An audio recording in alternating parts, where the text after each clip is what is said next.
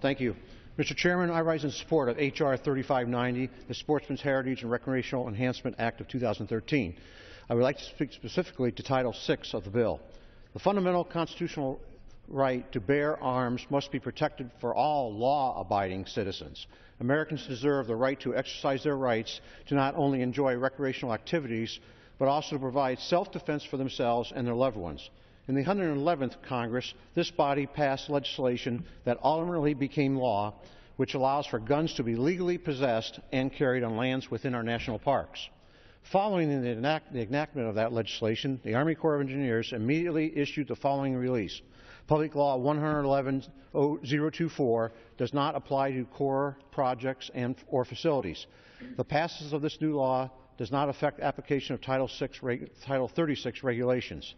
The Corps administers over 11.7 million acres of land, including 400 lakes and rivers projects, 90,000 campsites, and 4,000 miles of trails.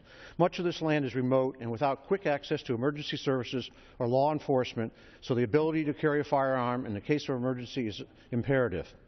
This Army Corps policy preempts state regulatory frameworks for transporting and carrying firearms, thus invalidating concealed carry weapons permits and other state laws that allow law-abiding citizens to exercise their Second Amendment rights. Title VI of the bill is aimed at protecting these rights by ensuring the right of carry at U.S. Army Corps of Engineers water resource projects.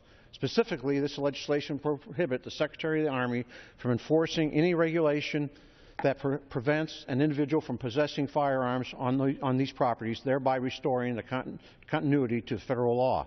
Gun owners need to be able to exercise their Second Amendment rights when they are legally camping, hunting, and fishing in an Army Corps project. I'd like to thank my colleague from Ohio, Representative Latta, for including my bill into this piece of legislation. And I urge members to support Title VI and this legislation in the whole. Thank you. I yield back.